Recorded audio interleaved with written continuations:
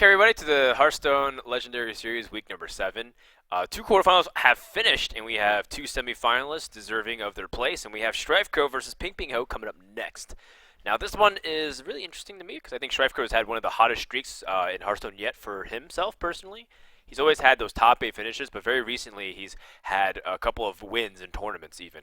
Doing really well in Kingwin, going far in the G2A Hearthstone Masters, and even making a finals run at DreamHack. So for about a month and a half, maybe even 2 months, StrifeCro was on fire. Now, can he carry that over to the Legendary Series here against Pinpingho, one of the most consistent open players that we have? Yeah, I'm excited to see this match a lot. StrifeCro has definitely been on a great run recently. Player that's been around since the beginning of the scene. It's just great to see him having a good couple months and yeah, performing well. And he always has very innovative decks. It's cool to see the things he's bringing out with GVG now.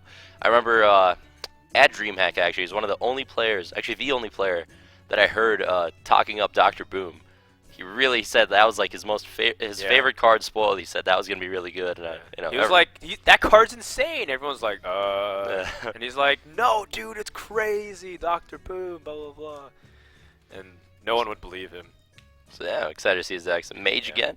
He is truly ahead of the meta in almost every capacity. So Mage is the StrifeCro is one of the few players I think that would actually play Control Mage. Like Duplicate, Annoy, Tron, and Stable Ghoul, just a grindy, attrition-based deck. So I'm excited to see some of that kind of play because that's a mage deck that almost no other player would bring into a tournament. Right. We saw a variant of that at DreamHack. That was before GVG, but definitely got a lot of new tools with the expansion. Warlock Mirror, of course, once again, a resident sleeper. Then we got Druid Paladin, which I'm excited to see again. Pinpingho, of course, bringing Paladin, a deck that I think is very underrepresented. Good to see him bringing that back.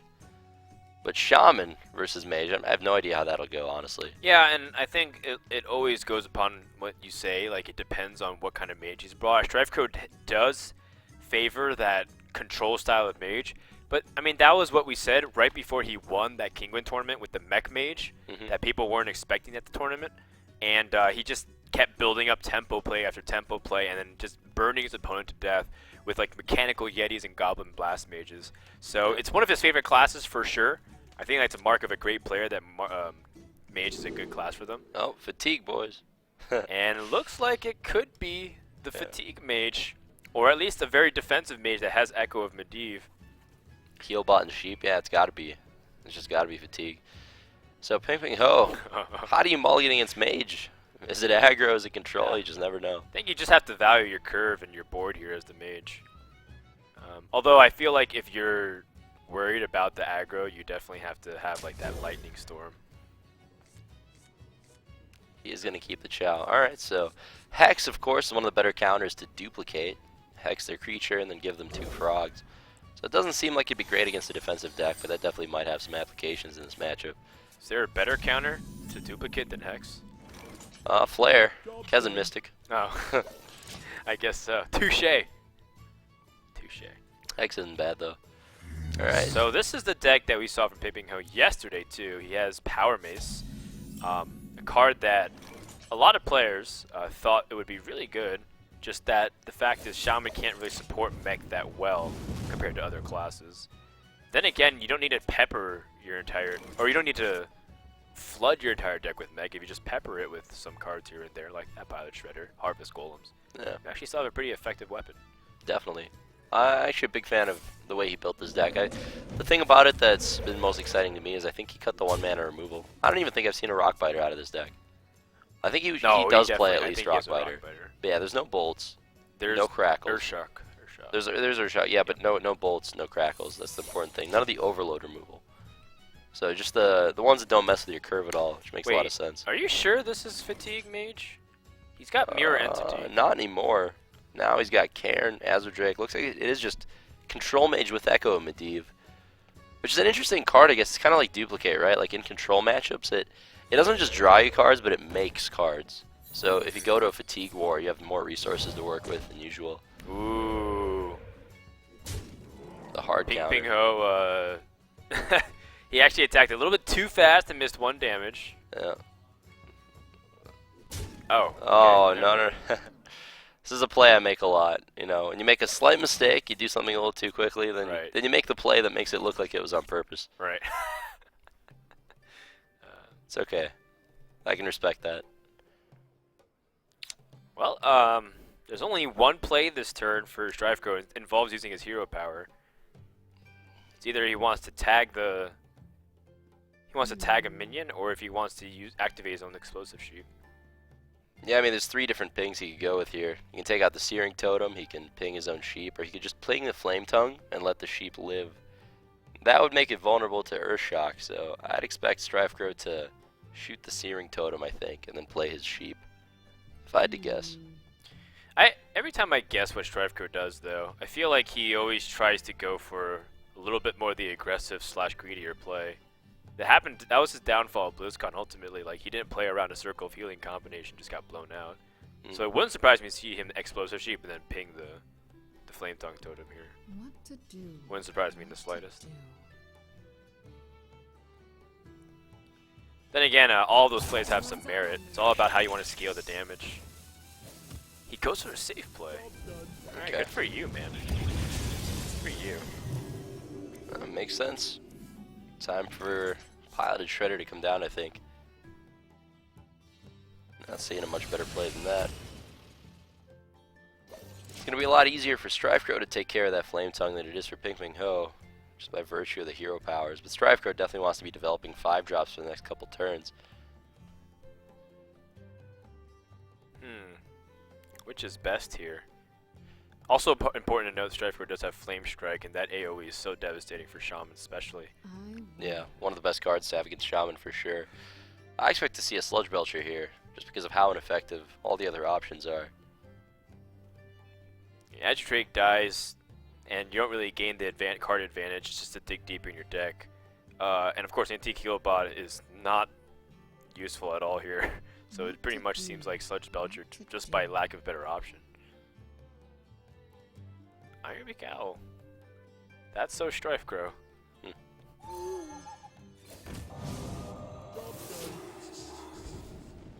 Oh man, actually, you kind of failed to realize how awkward the situation is. Because the Ironbeak Owl's silences, so the Death Rattle is no longer into play. But more importantly, it's like you can't. Like the owl challenges the body of it. Well, yeah, but you just attack the Flame Tongue. Right, but then that means the owl lives, and the hero power alone can challenge it too. It's just like it's just funny. It's Yeah. like an awkward situation for the Pilot Shredder. Definitely. I guess he doesn't really want to play Cairn turn 6 anyway, because he hasn't seen a single Hex yet. So his thinking is, okay, I'll play Owl this turn, and then play Belcher next turn after the Shredder's already been silenced. It won't just trade off for Sludge Belcher on its own, since Flame Tongue Totem will be dead. It's always a little painful to play off curve, because of course throughout the course of the next couple turns he might even float 2-3 mana. But we'll see how StrifeCro approaches it. I mean, he's always one of those players that's so interesting to watch, and it's honestly pretty hard to cast him because I never feel like I can crack his mindset. Definitely think we'll just see a Fire Elemental here. There's a lot of, I mean, there's a few other options, but it just seems like the cleanest one. Alright, and Shaman's going to be pretty far ahead on board. Will this Flame Tongue Totem ever be relevant? That's what I want to know. Well, he's going to play Sludge Belcher, which will get the buff, but Pinpingho has the Hex for that. Frog is going to have 2 attack, though, if he goes that route. The Frog will have 2 attack. That's hilarious. He's going to have to Power Mace the Frog.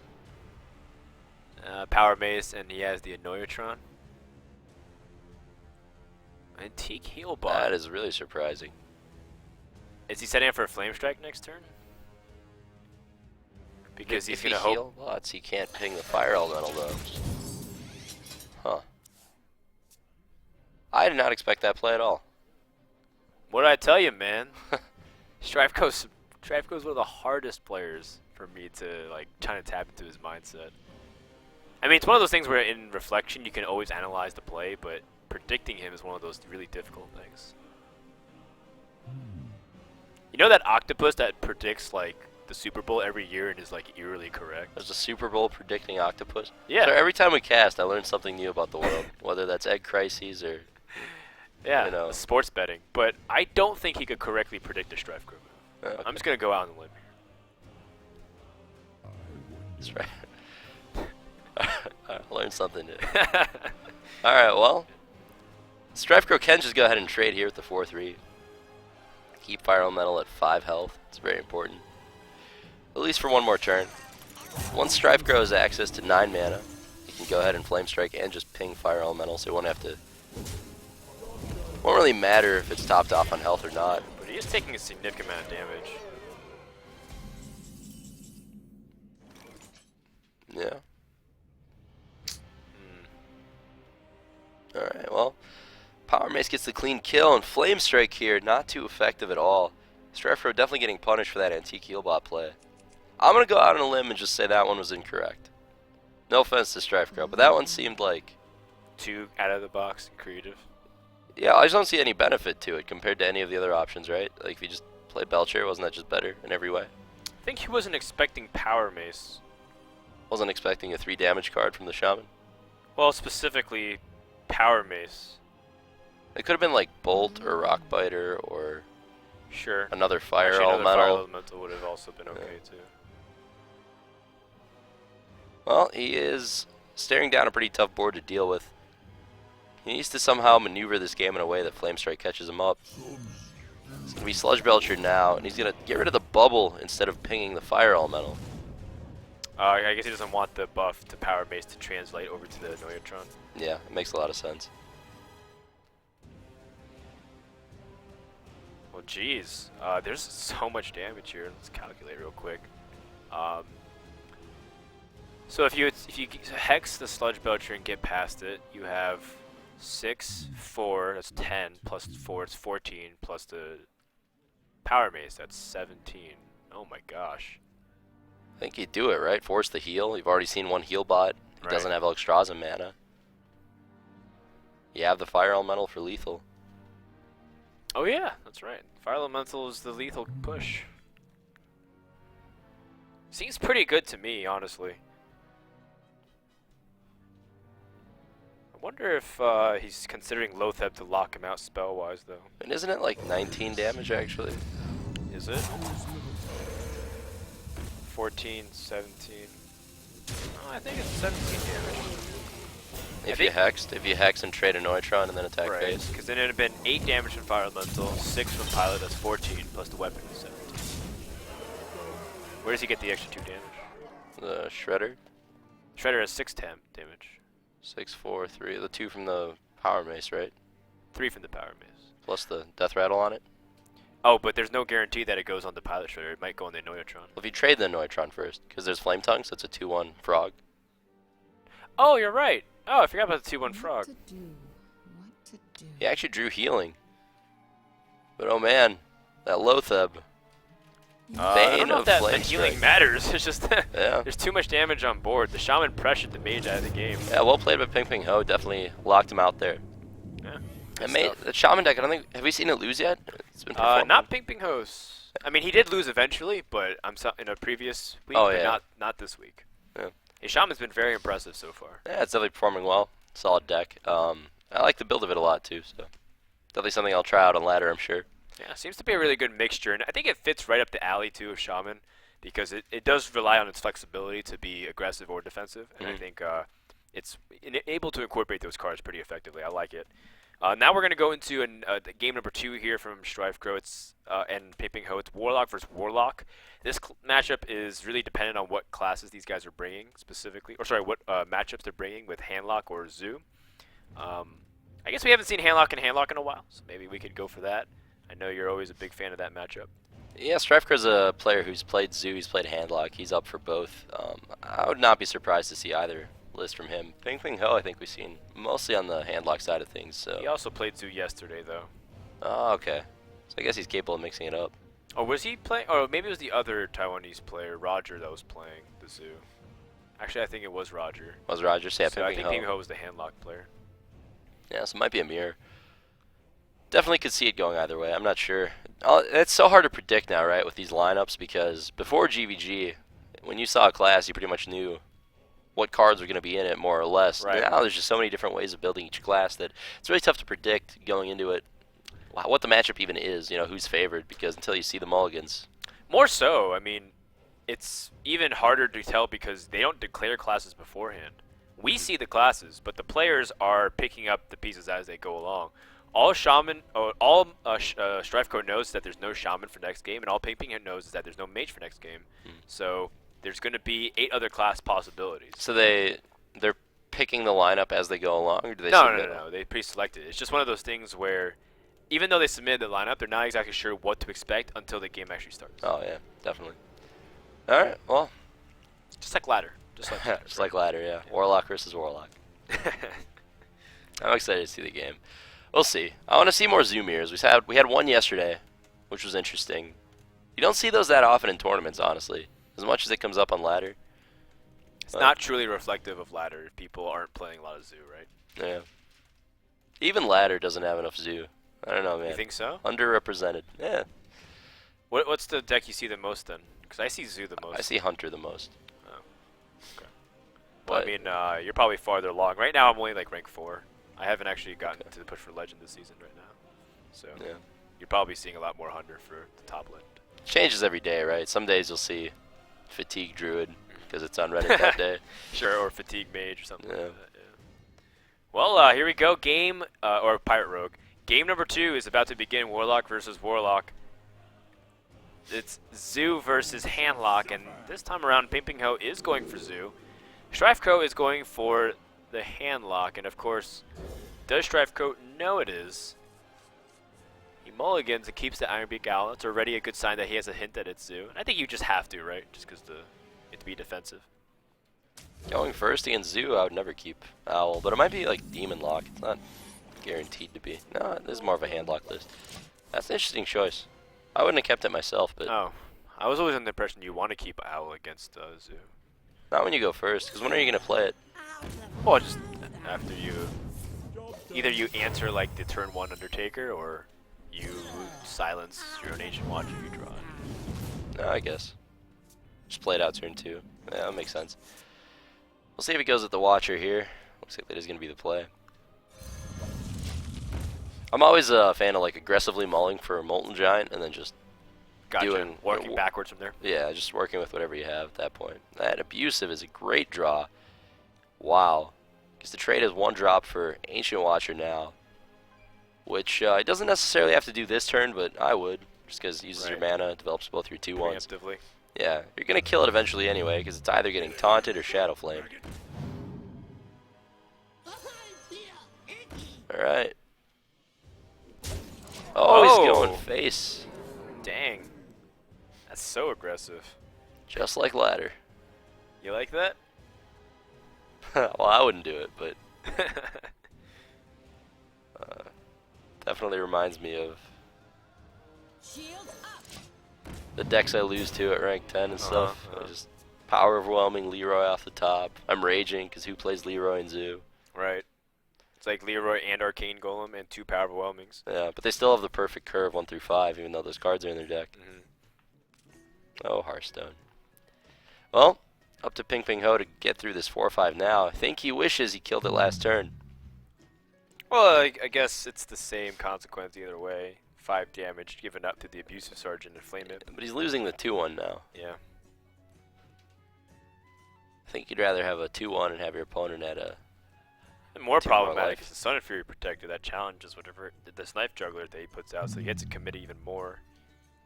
Yeah, I mean, you pretty much have to trade for the Sun Fury, otherwise it kills the Abusive Sergeant for free, or the Juggler, one of the two. Silencing the Watcher definitely doesn't work here. No. I mean, it allows you to go super aggro. How much damage? 10 damage. Put him at 12. That's asking for a bad day. Not to mention you're coming up on turn 4, so Shadow Flame is a legitimate concern. Alright, Abusive Sergeant gets in for 2. It's this is kind of what happens when you don't life tap as Warlock. You get these turn 4s where you're just not doing a whole lot. 1 card away. Yep. Well, gotta owl the Knife Juggler, I think. I don't think that owl was worth keeping. Well, it's kind of unfair to say now, considering the start that the opponent had, but Yeah, that's true. at least Owl's doing something here, because the implosion on the other end would have been devastating. Definitely. StrifeCro needs AoE, or some way to... StrifeCro needs Molten Giant is what he needs. 'Cause he's about to take a very large amount of damage. I'm definitely a big proponent of just playing like they don't have Molten Giant as the Zoo player. Almost always. The only decision here is, do you Defender, do you Implosion? Can't fault them either way. If you do Defender, do you attack? The Owl. Yeah, do you attack the Owl, do you attack the face? The most defensive play is to kill Owl and then just not attack with Abusive Sergeant. Right. But I don't think that's the way to go. I think if you're going to not attack like that, you should just Implosion and then not attack. But If you attack, if you like hold the attack and not do anything, it's just straight into Hellfire. I like this. Yeah. I would have Implosion and got face, but this is fine too. Okay, Dark Bomb is an answer to this threat, Yep. It's but gonna then keep him alive. everything else is a little awkward. So is it big? You have to play the big game hunter. I think so. Then that gets destroyed by the implosion guaranteed. Yeah. No AoE. I mean, you get a Sun Fury up a Twilight Drake next turn, but it's not going to be very big because you're playing 2 cards here. Well, also there's a the Twilight Drake will get silenced by the Ironbeak Owl. Yeah. So I'm pretty sure the writing's in the wall here. I feel like unless StrifeCro picks a Molten Giant is still on the top of the deck as a way for him to end or to come back into the game here. Yeah, it's always a card you can draw and just beat Zoo with. Well, it's the same stats, but not the same card. That is not going to do it. He's still 1 damage off from Pinpingho. Needs to find a way to piece together 1 more damage. Imagine if Implosion rolled a 3 or a 4. Right. It's got to be frustrating. Oh, not enough mana. Yeah. Dang. Still, though. So, you clear the board, right? I'm not sure if he Shadow kills Flame? Sun Fury or not. That's the tough part. I think you do kill it, but It's just a Shadow Flame, but I guess... I mean, Handlock only has 3 cards. It's the thing.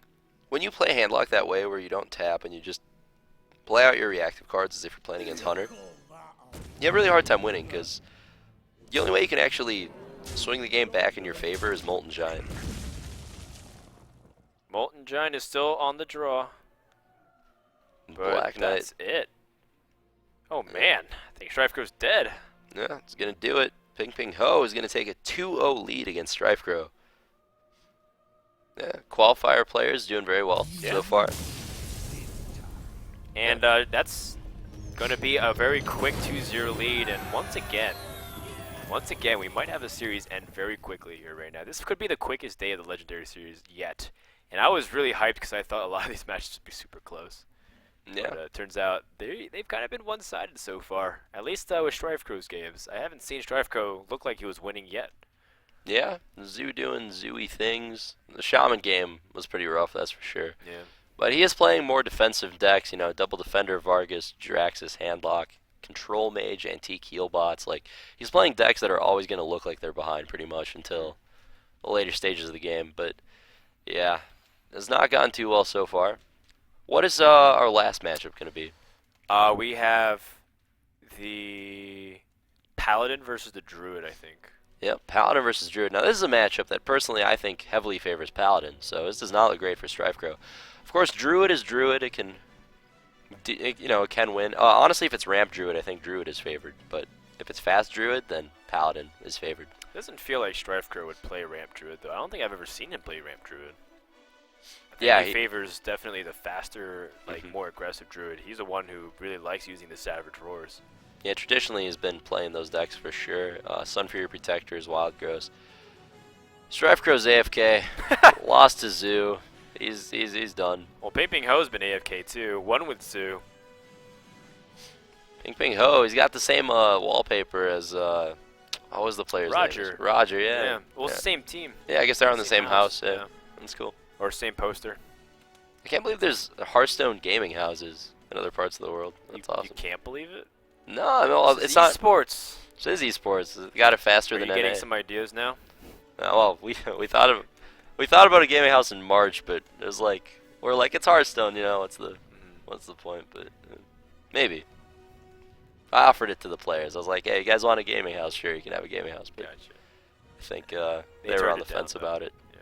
Yeah. They're thinking about it. I don't know. We'll see. But gaming houses, they do help. They do help. For sure. Yeah. They're not like, maybe it's not like the push that makes somebody into like the championship caliber player. Cause I mean, it is Hearthstone for a while. Yeah. But you know, it is definitely helpful, especially if they're putting out content. I know for the Taiwanese leagues, especially like TESL and whatnot, they do a lot of team events. Yeah. So it's important to travel together, and they like sit there in the studio, and one player gets up and plays, another they go back, another player gets up and plays. So they do like actual productions. It's important to have them all centralized. Not to mention Taiwan, China, Korea. A lot of those things are all centrally located around one area. Yeah. Versus the U.S. and Europe, you're spread out like really far away, hours and hours and hours. So Yeah, a lot of the events for Hearthstone 2 are in Europe. We don't have that many productions in NA, aside from the wonderful legendary series here at ESL. Oh, of course. Thank you. Don't mind if I do. All right, so game 3, I think we're getting ready in just a second. StrifeCro and Pinpingho, I think they're back. But more importantly, StrifeCro needs to win 3 in a row. That's really tough. I have yet to see a full comeback. More than once, I think, at the Legendary Series. We've had people tie it up multiple times, being down 0-2 to 2-2. But I think I've always seen the player who starts with the lead ends with it. Yeah, people are starting to get a bit better at just closing out the series for sure. Yeah, a lot of decks. Once you get a lead, it's so hard to come back, right? Because the decks are getting much more refined. People are getting more comfortable with the tournament format. It's just once you're ahead, it's pretty tough to lose like 3 in a row. Very unlikely. Yeah. Well, I mean, StrifeCro is a player who could do that. Oh, though. definitely, He's yeah. a great player. If anyone could do it, it's definitely StrifeCro. So we'll see. But is it Variance finally catching up to our Cloud9 player? As StrifeCro, he's been on a super hot streak in the past few tournaments, but he's had to lose sometime. And Pinpingho has also been a guy who's been at it for a long time. One of the best players in Taiwan for sure. Yeah, I'm excited to see him play. Paladin, man. And I think is this the first Paladin we've seen today? Today, yeah. That's so disappointing. Wow, man. he's not Paladin's keeping so Keeper. good. Look at that. Well, I guess he's going to innervate the Shade on 1, so there's no reason to keep the Keeper.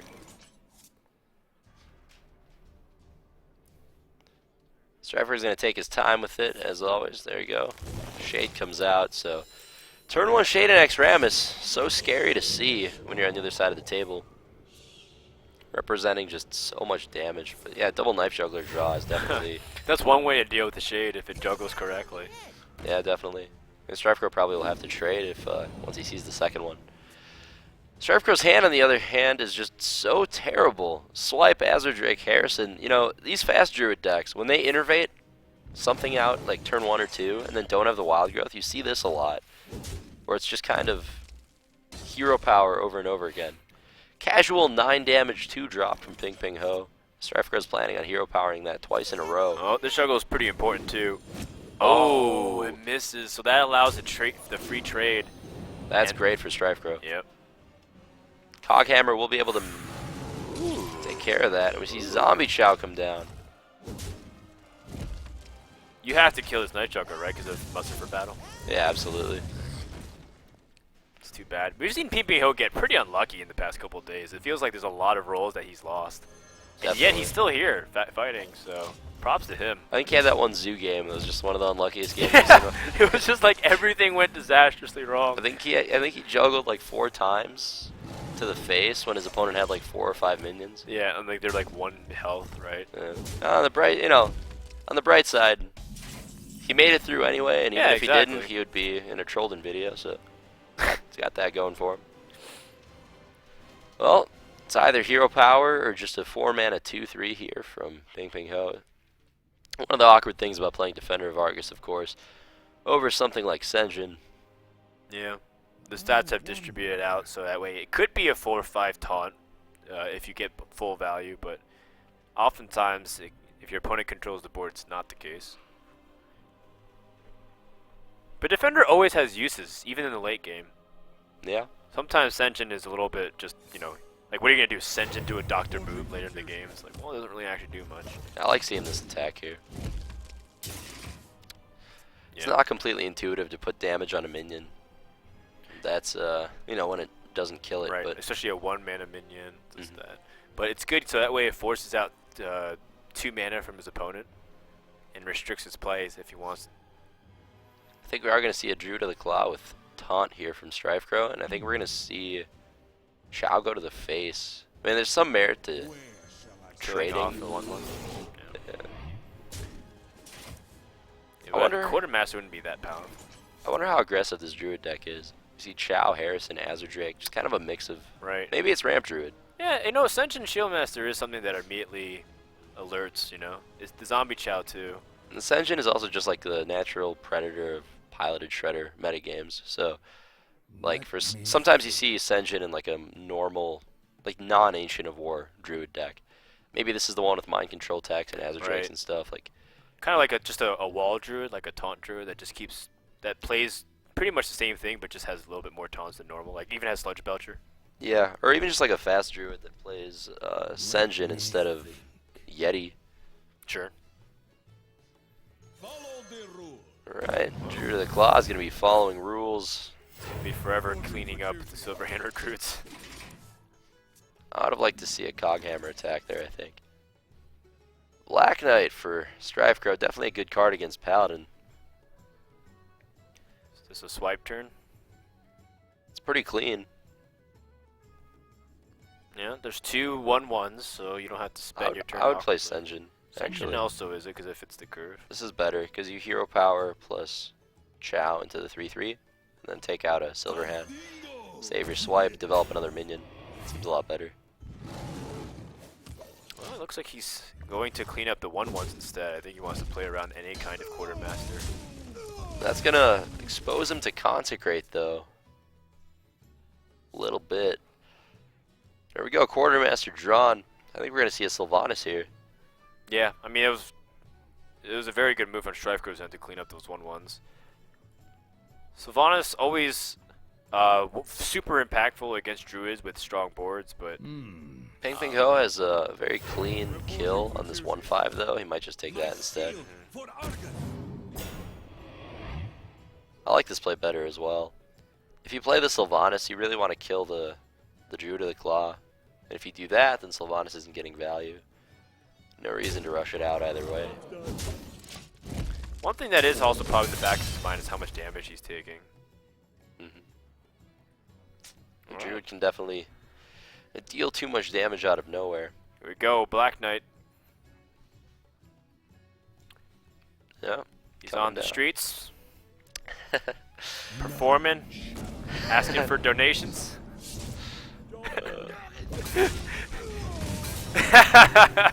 And destroying people. Oh, man. Eldor Peacekeeper. I don't know where the line is, Dan. I don't want to get fired. Alright.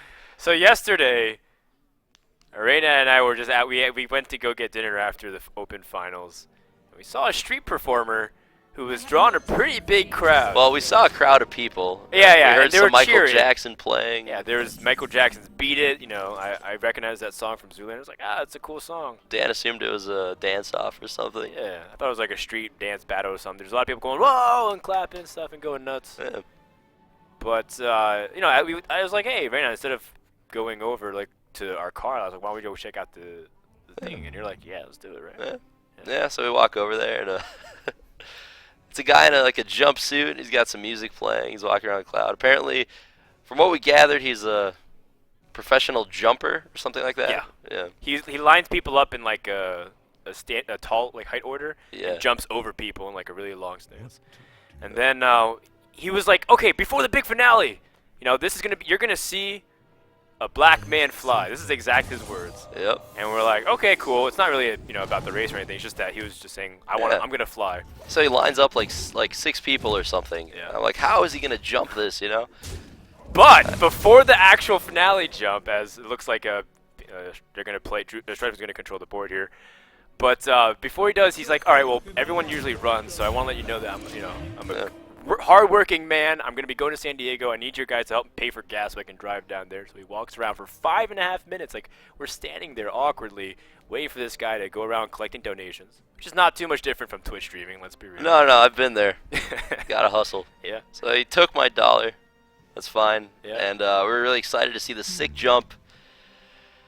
So he pulls 4 of the Buffers guys from the crowd, has them pick him up and carry him over the line of people instead of jumping them while music's playing and he's wearing a Batman cape because Batman can fly apparently. Yeah, he does this whole thing. Like, he puts some really badass old music up. He's getting the crowd hype and clapping with him. He's doing some nice dance moves with the guys. And he huddles them over and whispers. And 5 seconds later, they sprawl him out like an eagle and carry him over the 6 people. And then he puts his feet down, says thank you and good night, and he runs away with all the money. I said, that man. That man just sharked us. Yeah. That was my. I'm never gonna get that $1 back. I can just I was imagine. like, he didn't even read my donation. You can just imagine the amount of residency for a chat right now. Meanwhile, there's like an exciting moment that StrifeCro just managed to secure the Harrison Jones. It is Ramp Druid. It's Ramp Druid with combo and Harrison and Ancient of War and stuff. Just value Druid. Yeah, he calculates his mana, takes out the Tyrion, and of course Harrison doing what he does best, killing off Ashbringer. Instead of True Silver, we're going to see a Dr. Boom come down here. I'm surprised he managed to fit Force of Nature combo in this Druid deck. It's kind of like Ramp Druid with Azure Dregs and just like... It has to be just one combo, right? Yeah, definitely. So do we see the BGH here? I think so. BGH, Ancient of War. Yeah. How's the sequencing, though? Are you going to try to activate the Boom Boss before the Ancient of War? What about Savage Roar and trade? Savage Roar. That leaves you... Yeah, you can still play Ancient of War. How much damage is it with Druid of the Claw? That's 9 plus 6. Lethal, that's isn't 15. 16 damage. He has 16 damage right now. Well, it's 7 plus... oh, yeah, it's 1 short. My bad. Oh, that's crazy. He's so close. Guess we're going to see him going face. Yeah. Well, why play like super safe when you can just be a little bit more aggressive here? I like it. Yeah, Paladin usually only plays 1 or 2 taunts. He's already gone through the Tyrion. He's getting in for 5. Quality here is pretty nice, though. Because the boom bots that remain. Yeah, definitely strong. But, I mean, if they leave up 1 minion, like if they don't hit, he's going to use the True Silver to clear. Oh, it misses. Oh, jeez. That's so unlucky. Oh, man. Oh, yeah, man. Pinpingho is definitely one of the unluckiest players in the tournament. Look at him. He's so sad. He looks like a guy who just got his $3 taken away from him by a street performer in Burbank. Dan's just laughing at him. I sympathize, man. Pinpingho is my Taiwanese, like, spirit Hearthstone player or whatever. He's like the equivalent of me in Taiwan right now. He's the Taiwanese Reynad. Getting farmed by boombots. I'm so sad for him. That's so frustrating because you like do the math and all that. You complain to stream. They don't understand. Stream never understands. It's like 1 in 8 or something, or less than that. Poor guy. It's funny too because the boombots had 1 job. Yeah. Well, to be fair, he also did a reasonable amount of damage. I think it got like 3 and 3 damage something. It was pretty good. Yeah. Jeez. Oh. I'd like to see an Innervate 7 drop here. I think he's... Is the plan to Innervate Hero Power, maybe? Yeah, it could be. In which case, why not just Shade, I think? Then Consecrate, you'd be vulnerable to Consecration. Yeah, that's true.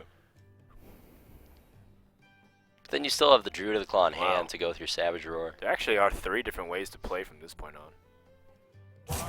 Definitely a tough turn to figure out. He is going to go for Wild Growth Cycle. I don't know if I like that. Better go quick. Oh, he's combo. So that's another reason to put out the Shade of Naxxramas then. So StrifeCro able to piece together and navigate. And that'll put Pinpingho potentially on his last turn here, because all StrifeCro has to do is just combo next turn and not die, because it doesn't matter if the Shade of Next Turn survives. There's 12 damage in just a Treants if you kill off the 1-2. Yep. Oh, wait, he has Lothar. Oh my gosh. He's going to go with it. Alright, True Silver I think is going to take out the Azure Drake, or maybe even goes face. Hold on. If he goes face... Oh, he's going for Gadget Drake. That was an interesting thought, though. What if he did go for it? I guess he's afraid of a 9-mana swipe killing everything. Yeah. Alright, Lothar is down. Is Equality lethal? Not if he heals himself with Ancient of Lore. I mean, StrifeCro realizes he easily could die at this point. If he plays Ancient of War and doesn't Hero Power, but he would Hero Power, so. Right. Because he plays Zombie Chow and Hero Power. There's Maybe a not even Quartermaster, though. Oh, man. StrifeCro has to He has to heal? do some math here. I think he does have to heal. Okay, he's at 10. He's at 10, so he'd be at 11 at the end of the turn. Assuming he doesn't even just attack this 1-2, but doesn't need to. Yeah, since he's going to kill the 1-2, it means that Right. Equality alone won't kill him. And he is hovering over the heal. That is a superstar sense right there from StrifeCro. I like it. Alright, good play. Still, of course, threatening a ton of damage, but that Zombie Chow might help get Pinpingho out of range of the Force combo. Maybe. I mean, there's still 3 targets to get the actual +2 buff. So even if Zombie Chow heals, the most he can go to is 17. So if one of these minions survive, he still dies. Or if he doesn't take care of everything here. I mean, is there a way to live here? I'm not seeing it. There's no way to kill your own Pilot Shredder for like an Anoyotron or something, right? No, it looks like Pinpingho's dead and StrifeCro has won game 3. Yeah, that one copy of combo and Ramp Druid definitely paying off in spades here. Alright, StrifeCro's back in it. Was down 2-0. But he's going to win the 3rd game here. Yeah. I was thinking if he could have concealed, but I think there's no point in hiding that. Because if you show a Savage Roar at any point, he knows he has Force of Nature. Alright, game 3 is in the books, and StrifeCro is not going to go down without a fight. We go to the blind pick stage and see what these guys can bring to the 2nd stage of, I guess, the strategy point. I think this is where like the format can actually have some strategy based on the lineups. Yeah, that's my favorite part. The blind picks, or players take a look at each other's lineups, kind of go with what they think is not just the best deck to go with, but the best counter to what they predict their opponent to pick. Sure. A lot of mind games in this stage of the format, so should be pretty exciting to see what decks they go with. What do you think StrifeCro is most comfortable with? Mage is my guess. Yeah, Mage is definitely one of his best decks. I think it was a combination of not having like a pretty like a good curve or a draw, and then Shaman's getting like a really good Zombie Chow into the Shredders, into like the Fire Elemental. Yeah. So and like Lotheb, so it's like, what can you do? Did we see any bad matchups for Pinpingho's Shaman? Because that is his favorite class. I wouldn't be surprised to see him go with that. Let's see. There's Druid, there's Handlock, and there's the Mage deck. I know you said that you like Handlock versus Shaman because a lot of but Shaman players love Shaman yeah, versus Handlock. exactly, So, so. yeah. I guess there's no reason not to pick Shaman here if you're Pinpingho. Yeah, might see Shaman versus Mage again.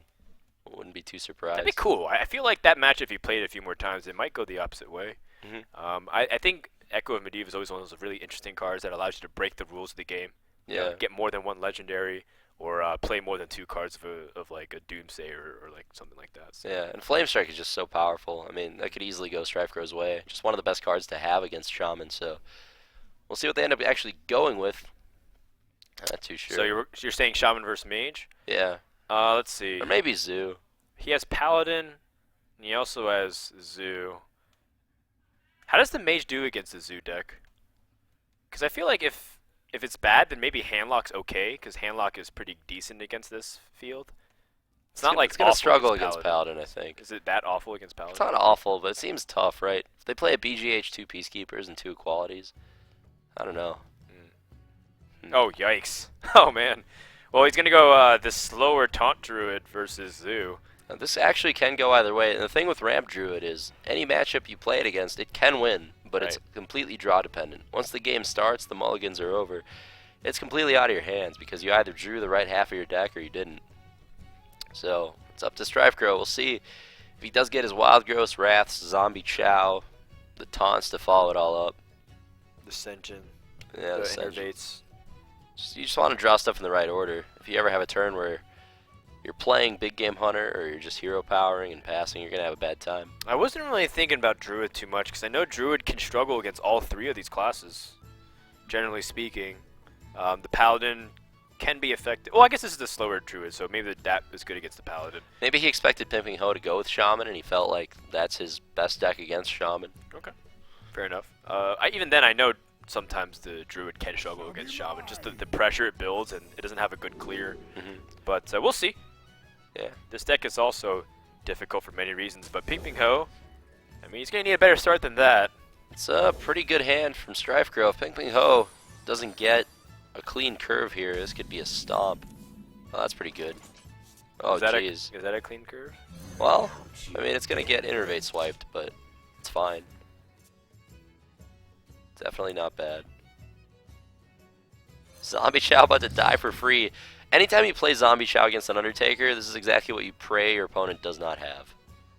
Double 1-drop death rattle. Yeah. It's too bad. Innervate swipe, huh?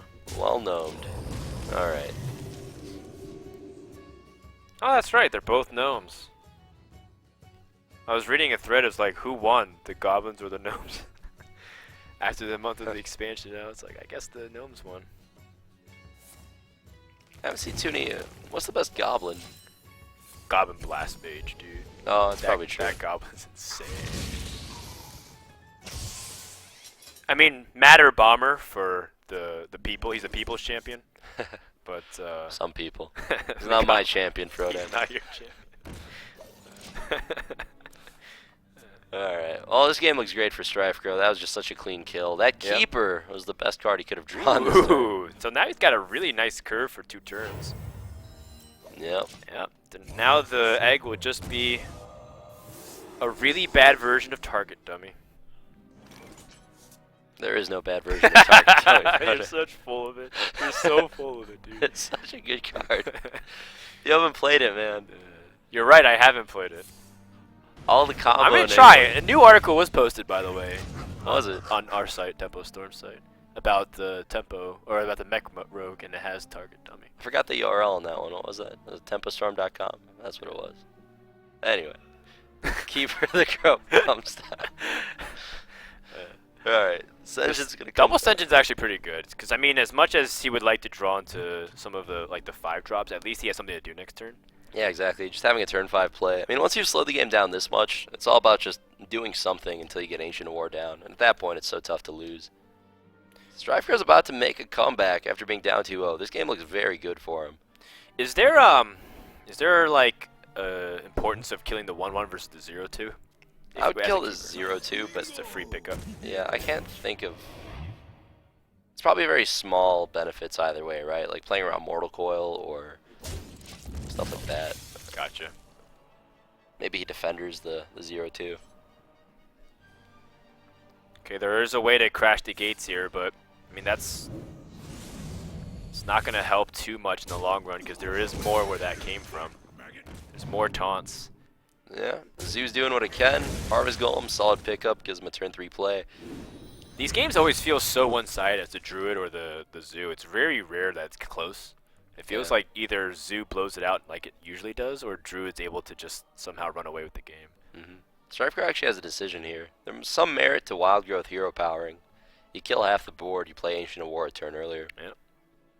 Yeah, you drop the board's power from 4 to 2. It's pretty significant. That's probably what I would do because it's better against Doomguard, which is the worst case scenario. And you gotta expect Zoo to have that next turn. I mean, its hand is empty. What else would it draw? If he does Doomguard, you have Force of Nature the following turn, though. When, Dan? Not if. No. Must be bugged. Alright, well. Direwolf comes down. Looks like he's gonna fight through Senjin. I think you're gonna see the armor plating on the Harvest Golem here, right? You want to keep that seems pretty reasonable. Front half of that alive. You do give up your Haunted Creeper. Guess not.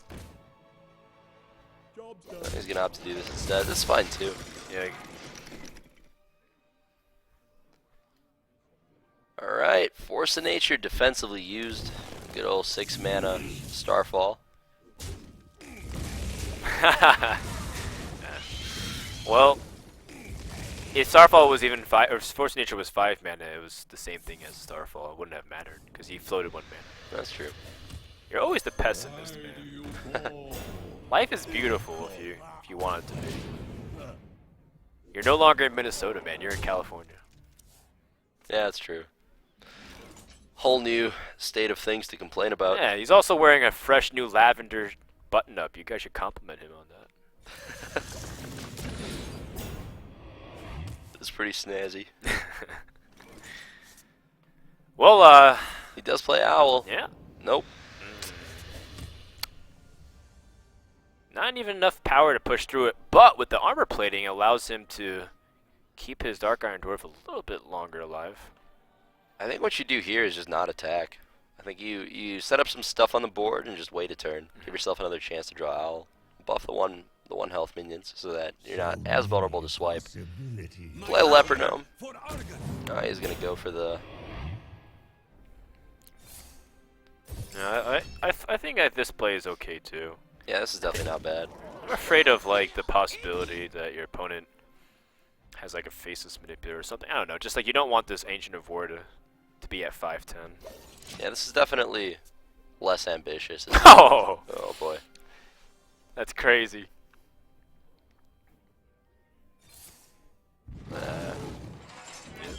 He's got so many taunt. Like he can afford to trade this health. Such a luxury at this point. Yeah, StrifeCro is just extremely far ahead. I mean, once you deal with Zoo's initial push like that, and you're playing a deck with such powerful taunts to just lock up the game, it becomes so tough to lose. No, not a bad draw at all. Actually, that's a sick draw. And if he drew Doomguard, oh man, it would have been close. I mean, there's another Ancient of War waiting on the other end, but Direwolf Alpha was a really powerful draw. Definitely. Still is. Get The poor man's Flame Tongue Totem. Doing work. it's the Hunter Man's Flame Tongue Totem. It's the beast. I'm surprised he didn't. I guess it doesn't matter too much. Right. But Outcome's about the same.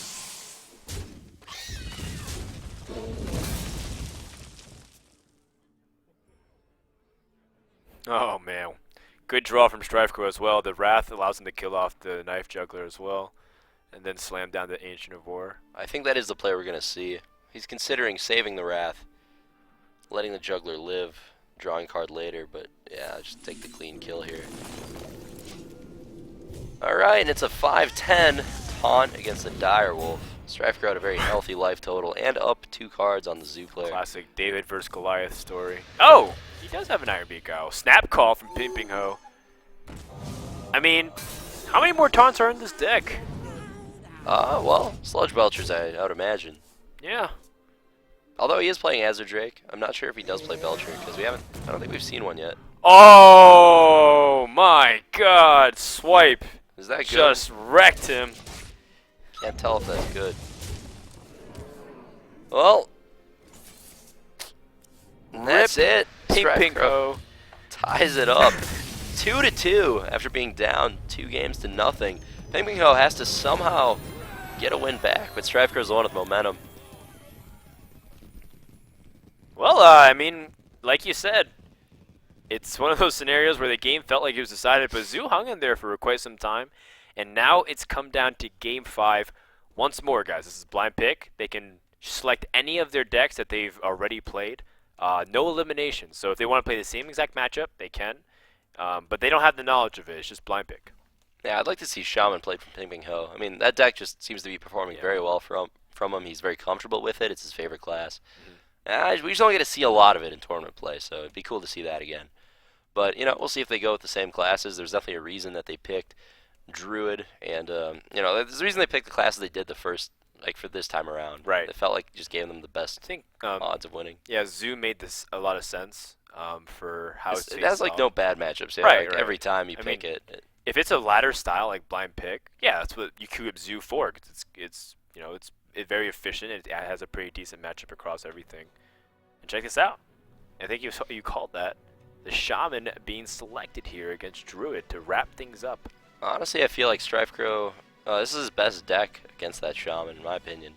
I mean, you get into situations with Ramp Druid where you just have more big threats than they have answers. I mean, yes, Shaman has hexes, but they don't have 10 hexes. They only have 2. So there aren't.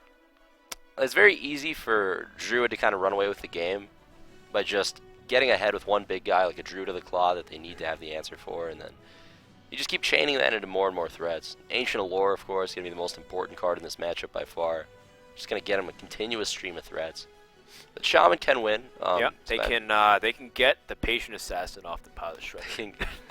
That's right. And they can destroy the Ancient of War for 2 hexes and 2 assassins. I forgot yeah, about that. you forgot that, man. That's good stuff. Well, let's see if it ends up becoming the case. Of course, for every time it would be a Patient Assassin, it can be a Doomsayer. I'm always scared of that. That's not really a good start either for Pinpingho. Zombie Chow single-handedly dissects almost all of what Shaman does early game without having a 1-mana removal spell. Yeah, definitely a great card to see for StrifeCro. And we haven't seen Lightning Bolts from Pinpingho, so if he doesn't get a Rock Biter, he's not going to have a great answer to that. Maybe he'll be coining Haunted Creeper and then follow that up with a Flame Tongue to take out the Chow. But he's not on the coin, though. He's going first. Oh, you're right. Yeah, StrifeCro is the... I see 2 cards, and I'm just like... Gotcha. Get a little thrown off. 2 swipes and a BGH. That is not very good for StrifeCro. Right. He tossed away a Keeper of the Grove. That's surprising. I would have kept the Senjin and tossed the Keeper. Yeah, I guess he wanted to push for Wild Growth really hard. Makes sense. Well, that is going to be a pretty solid Power Mace. Taking out Chow. Pinpingho, by playing Haunted Creeper here, is giving StrifeCro the opportunity to hero power one of those spiders on turn 2. He could have just hero powered instead, but I like this play that he made because there's a good chance StrifeCro had the Wild Growth and wouldn't have been able to hero power anyway. Here's the question, do we see Power Mace? We do. Turn 3 Power Mace, turn 4 Shredder is just so powerful. He creates a 6/5. I mean, who needs Sky Golem when you have the Pilot Shredder buffed a little bit like that? Yeah. It's a great curve. Are we going to see BGH just dropped? I think it's going to probably be a hero power. Or maybe a cycled Wrath even. Wrath has a lot of value against Shaman. It can take out important protected minions like Manatide, Flame Tongue. It's actually a tough decision for StrifeCro. He's got, I think, like 3 solid options here. You can draw a card with Wrath, you can hero power the 1/1, or you can play Big Game Hunter.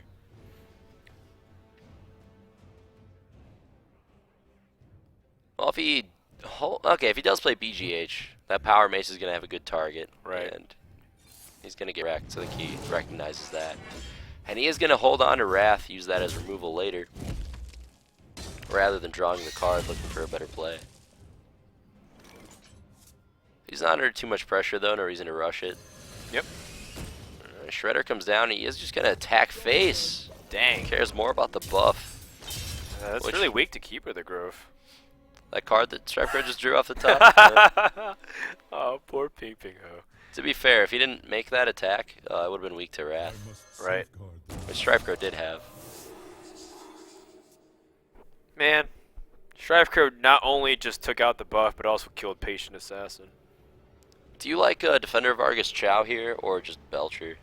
Belcher's... I I think Belcher contests a lot better. Oh. Hero Power Manatide.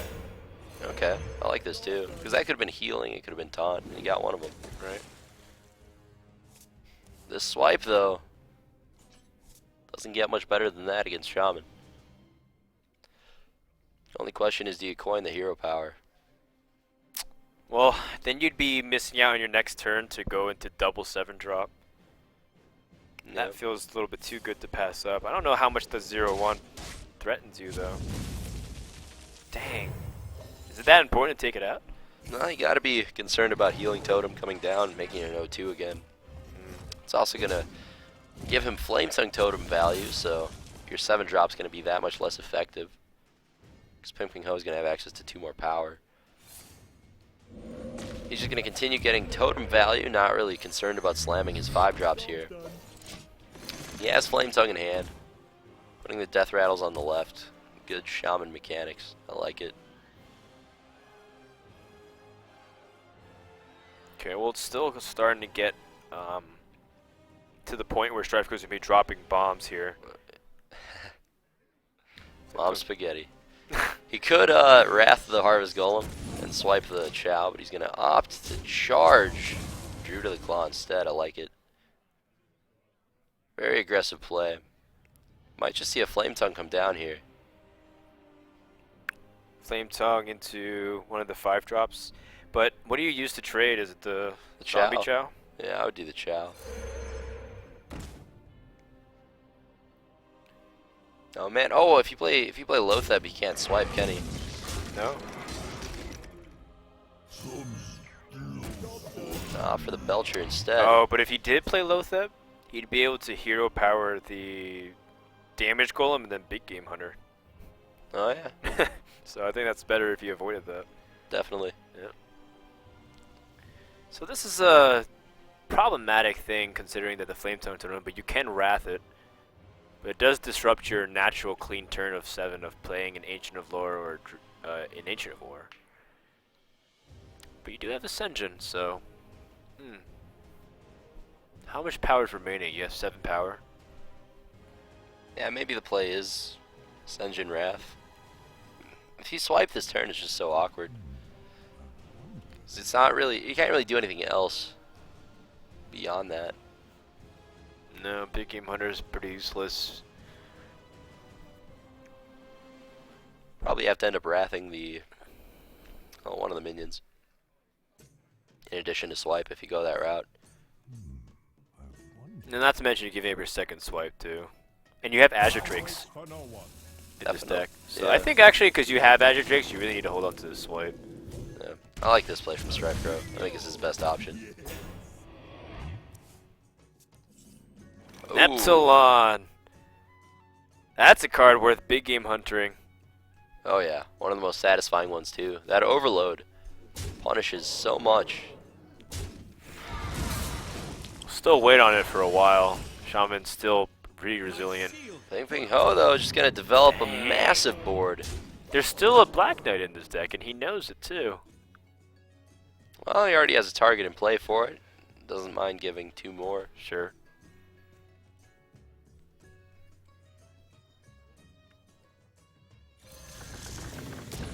He needs to draw for more options.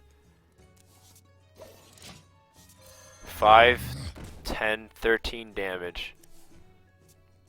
I mean, if I'm Pinpingho, I feel that Lotheb's coming down here and you push, right? Definitely. You're pretty close to killing your opponent. Yeah, he sees that. Lotheb's gonna lock StrifeCro out of any ways to catch up. I wonder. Well, okay, so if he puts out, he's got 13 damage with 6 joining the board, so he's got 19. I'm surprised StrifeCro played Lore there rather than Ancient of War. Yeah, I also thought that Ancient of War was coming out as well. I think he's afraid of Earthshock or like Hex. I guess the Ancient of War would be a Hex target. Alright, Pinpingho gets in for a lot.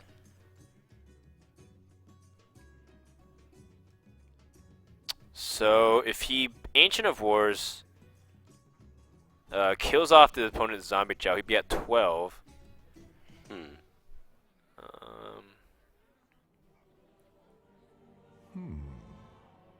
Does the swipe do anything here? I mean, That's a good question too.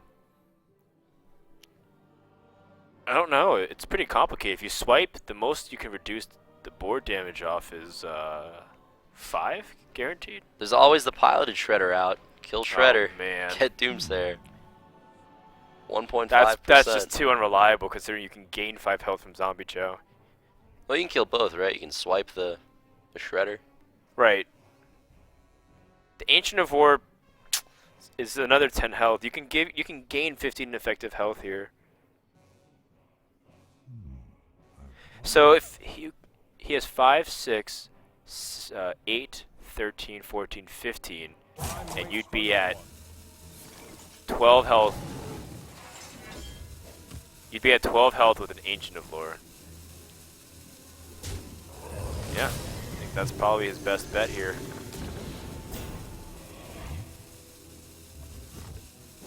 Alright, StrifeCro's banking on Pinpingho not having an Earthshock or a Hex in his last 2 cards. Will he draw one? Neptulon and... Nope. Harvest Golem. Alright, I'm excited. It means we get to play with Murlocs. What if he trades the Shredder after doing this?